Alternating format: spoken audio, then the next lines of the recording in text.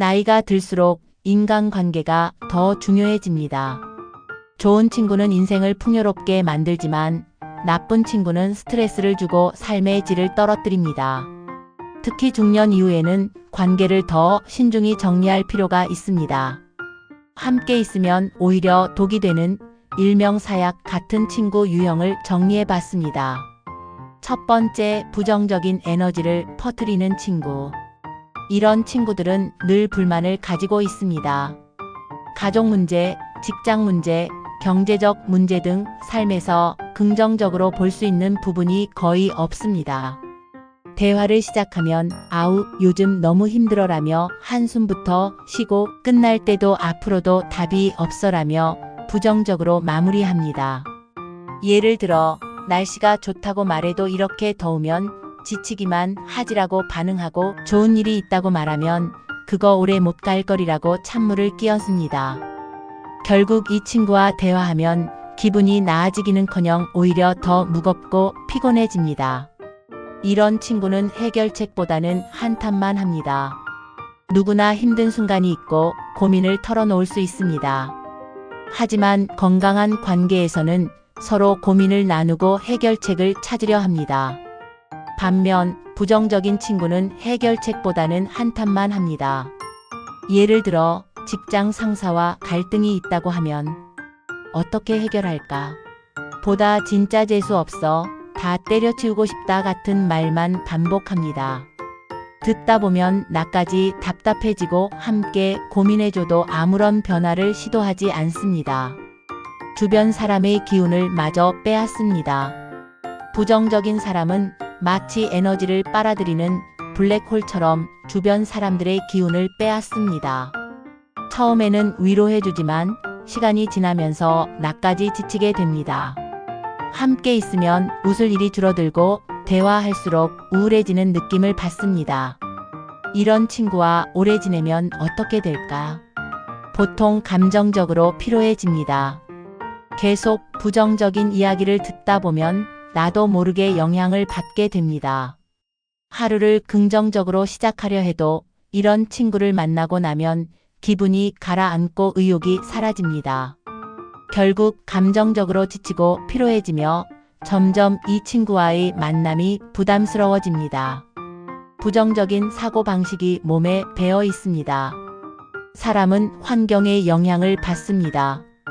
처음에는 친구의 부정적인 말이 귀에 거슬려도 계속 듣다 보면 나도 비슷한 생각을 하게 됩니다. 이게 다 운이 안 좋아서 그래. 세상은 원래 불공평해. 같은 생각이 무의식적으로 자리 잡을 수 있습니다. 결국 부정적인 친구와 오래 지내면 내 사고방식도 부정적으로 변할 가능성이 큽니다. 내 삶의 질이 떨어지게 됩니다. 긍정적인 마인드는 삶을 더 나아지게 하지만 부정적인 사고는 스트레스와 우울을 키웁니다. 부정적인 친구와 어울리다 보면 인생이 더 힘들어지고 모든 일이 어렵게 느껴질 수 있습니다. 특히 중년 이후에는 감정과 사고방식이 건강에까지 영향을 미치기 때문에 부정적인 감정을 지속적으로 받으면 삶의 질이 떨어질 수밖에 없습니다. 두 번째, 이기적인 친구. 그중 자기 이야기만 하는 친구입니다.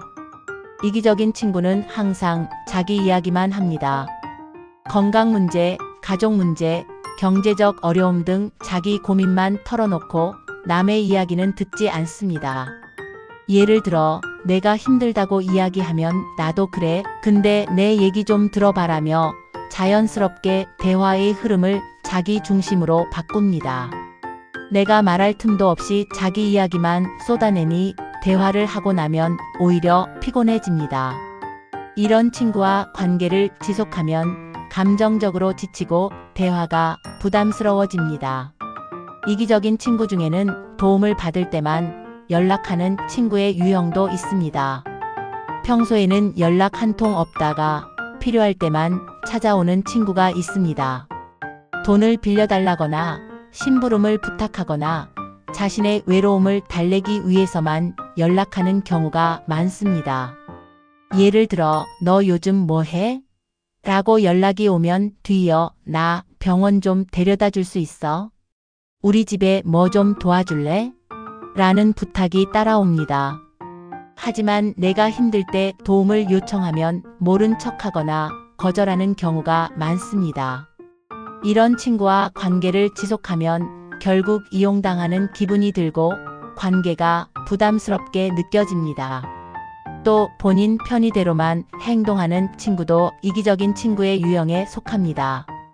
약속을 정할 때도 자기 일정만 생각하고 상대의 사정을 배려하지 않는 친구가 있습니다. 내가 불편하거나 시간이 맞지 않아도 자기 편한 대로만 행동합니다. 예를 들어 오늘 점심 먹자고 일방적으로 정해놓고 내가 사정이 있어 거절하면 그럼 나 혼자 가야 해? 라고 서운해합니다. 또는 항상 자기가 가고 싶은 곳으로만 가려 하거나 약속 장소를 본인 집 근처로만 잡는 경우도 많습니다. 이런 친구와 관계를 지속하면 내가 맞춰줘야 한다는 부담감이 커지고 관계가 피로해집니다. 작은 것도 자기 이익만 챙기는 친구도 있죠. 중년에는 사소한 경제적 문제도 신경 쓰이는 경우가 많습니다. 그런데 이기적인 친구는 돈을 낼 때마다 슬쩍 빠지거나 작은 이익도 혼자 독차지하려 합니다. 예를 들어 밥을 먹을 때마다 다음에 내가 살게라고 말하면서 정작 한 번도 계산하지 않거나 여행을 갈 때 숙박비를 공평하게 나누지 않으려 합니다. 심지어 공동 모임에서 돈을 걷어도 자기는 최대한 적게 내려고 하면서 혜택은 똑같이 받으려 하는 경우도 있습니다. 이런 친구와 관계를 지속하면 돈 문제로 인해 관계가 더욱 불편해지고 신뢰가 무너집니다. 또 나를 당연하게 여기는 친구. 이기적인 친구는 내가 배려해주는 것을 당연하게 생각하고 감사의 표현을 하지 않습니다. 예를 들어 내가 자주 안부 전화를 하거나 먼저 연락을 하면 당연히 그럴 줄 알았어라는 식으로 반응하고 정작 본인은 나에게 먼저 연락하지 않습니다. 도움을 줘도 고마워라는 말 한마디 없이 마치 내가 해야 할 일을 한 것처럼 받아들입니다. 이런 친구와 관계를 지속하면 상대를 위해 계속 희생해야 하는 관계가 되고 점점 억울한 마음이 쌓입니다. 세 번째, 비교하고 질투하는 친구. 끊임없이 남과 비교합니다. 이런 친구는 나뿐만 아니라 주변 모든 사람을 비교 대상으로 삼습니다. 경제력, 자녀 성취, 외모, 직업, 배우자 등 다양한 요소를 비교하며 마치 삶이 경쟁이라도 되는 것처럼 행동합니다. 예를 들어, 너는 아직도 그 차 타고 다녀? 우리 친구 누구는 새 차 샀다던데? 내 애는 아직 결혼 안 했어? 누구네 딸은 벌써 손주까지 봤다더라. 이렇게 끊임없이 비교하는 대화를 하면 나도 모르게 위축되거나 불필요한 열등감을 느낄 수 있습니다. 이런 친구는 남이 잘 되면 배 아파하고 깎아내린다. 진정한 친구라면 내 성공을 진심으로 축하해 줍니다. 하지만 비교하고 질투하는 친구는 남이 잘 되면 마음이 불편하고 어떻게든 깎아내리려 합니다. 예를 들면, 너 이번에 해외여행 갔다 왔다며? 돈이 그렇게 남아돌아? 새 집 샀다면서? 요즘 집값 떨어진다던데 타이밍 잘못 잡은 거 아냐? 이처럼 상대방의 좋은 소식을 있는 그대로 축하해 주기보다 꼭 한마디 덧붙여서 기분을 상하게 만듭니다. 자신의 삶과 비교하며 스스로 불행해합니다. 질투심이 강한 친구는 남과 자신을 비교하며 끊임없이 불행을 느낍니다. 그리고 그 불만을 주변 사람들에게 털어놓으며 나까지 피곤하게 만듭니다. 예를 들어, 너는 남편이 잘해줘서 좋겠다. 우리 집은 맨날 싸우기만 해. 나는 아직도 일해야 하는데 너는 여유롭게 살아서 부럽다. 난 운이 안 좋아. 이렇게 계속 비교하면서 스스로를 불행하다고 느끼는 친구와 함께하면 대화할 때마다 부정적인 감정이 쌓이게 됩니다. 이런 친구는 나보다 우위에 서려 한다. 이기적인 친구는 단순한 비교를 넘어서 나보다 우위에 서려고 합니다. 나보다 더 나은 위치에 있어야 만족하며 나를 깎아내리려 합니다. 예를 들어, 너 이번에 승진했어? 근데 요즘 그 직책 별거 아니던데? 새 옷 샀네? 근데 요즘은 이런 스타일이 유행이 아닌데? 이처럼 내가 좋은 소식을 전하면 꼭 부정적인 말로 물타기를 하거나 내가 위축되게 만듭니다. 이런 친구와 오래 관계를 유지하게 되면 나의 자존감도 낮아지게 됩니다. 계속 비교당하다 보면 나도 모르게 스스로를 평가하게 되고 자존감이 낮아질 수 있습니다. 나도 불필요한 경쟁심이 생기게 되고, 처음에는 신경 안 쓰려 해도 계속 비교당하다 보면 나도 모르게 상대와 경쟁하는 기분이 듭니다. 또 스트레스를 받으며 피곤해집니다. 긍정적인 에너지를 주는 관계가 아니라 감정적으로 소모되는 관계가 되면서 점점 피곤해집니다. 네 번째, 중년의 술, 도박, 소모적인 취미에 몰두하는 친구입니다. 중년이 되면 삶의 패턴이 어느 정도 굳어지지만 어떤 사람들은 여전히 술, 도박, 절제한 소비 등 소모적인 취미에 빠져 있습니다.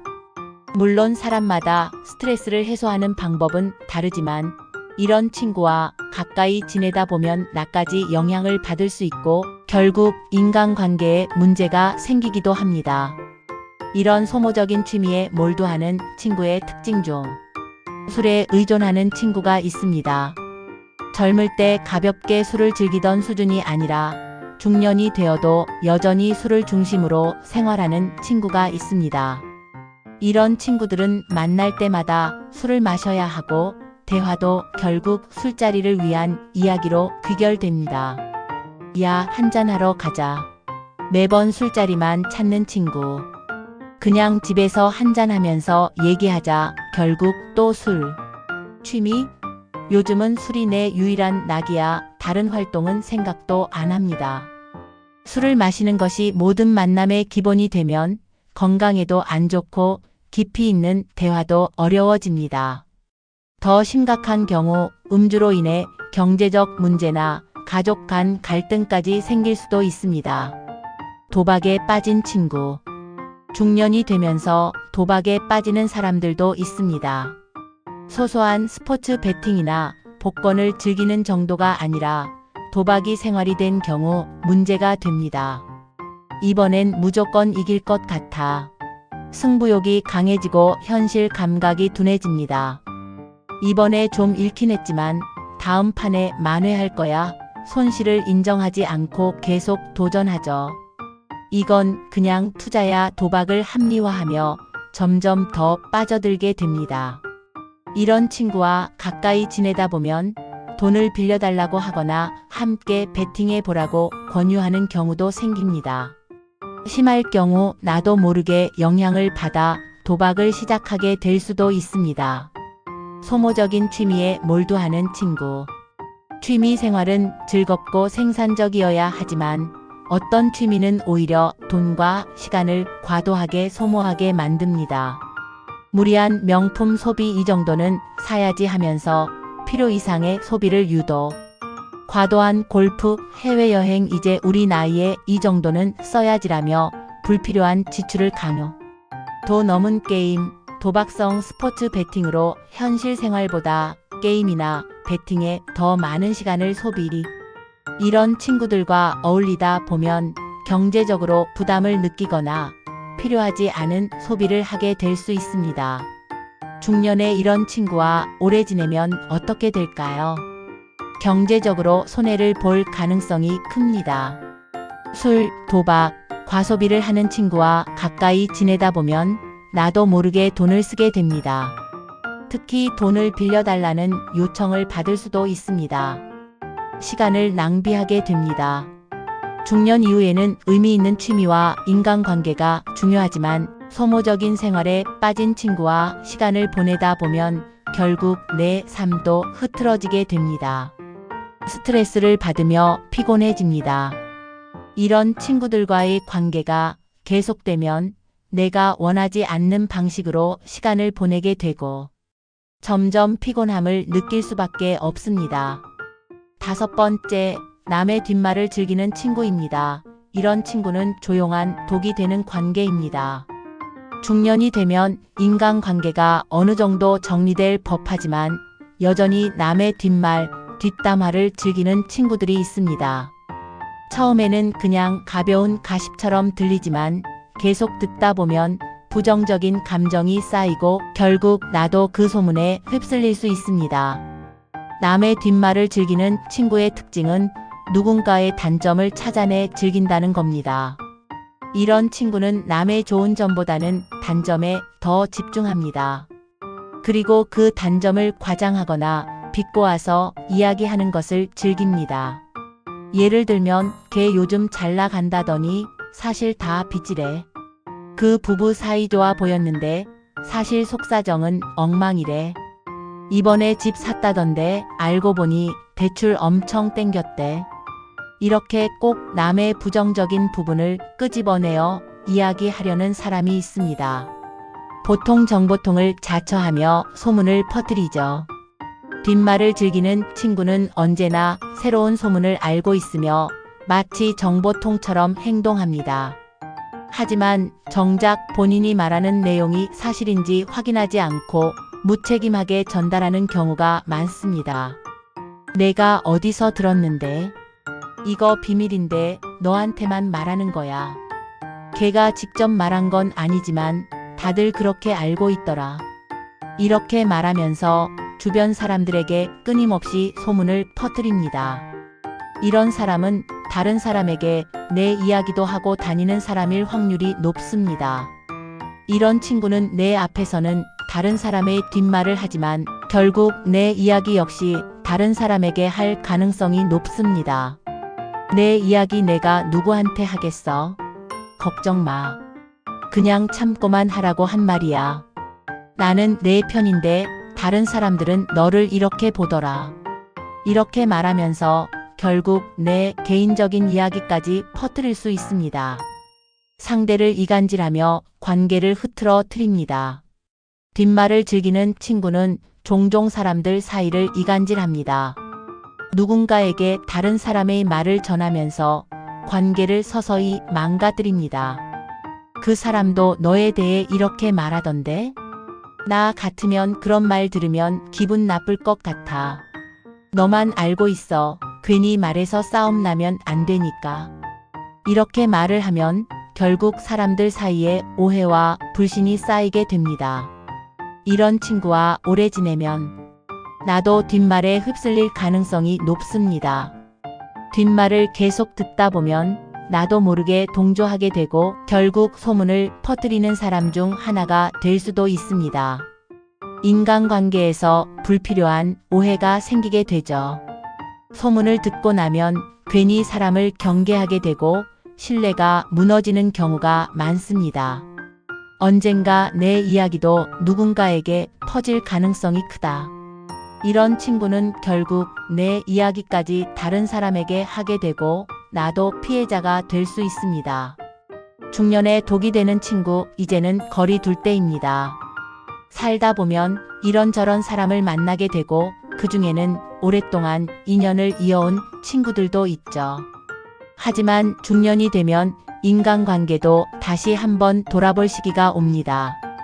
젊을 때는 그냥 흘려넘길 수 있었던 말과 행동이 이제는 내 삶에 직접적인 영향을 주기도 하거든요. 특히 비교하고 질투하는 친구, 이기적인 친구, 술도박 소모적인 취미에 빠진 친구, 남의 뒷말을 즐기는 친구처럼 부정적인 영향을 주는 관계는 시간이 갈수록 더 큰 스트레스가 될 수 있습니다. 처음에는 오래된 친구인데 이해해야지라고 생각할 수도 있어요. 하지만 문제는 이런 관계를 계속 유지하다 보면 나도 모르게 에너지가 소진되고 감정이 지치게 된다는 것입니다. 인생에서 친구는 큰 영향을 미칩니다. 좋은 친구는 내 삶을 더 풍요롭게 만들지만 나쁜 친구는 내 시간을 갉아먹고 스트레스를 줍니다. 중년 이후에는 더 이상 불필요한 관계에 시간을 낭비할 여유가 없습니다. 이제는 누구와 함께 할 것인가를 신중히 선택해야 할 때입니다. 당신도 떠오르는 친구가 있나요? 댓글로 여러분의 생각을 공유해 주세요.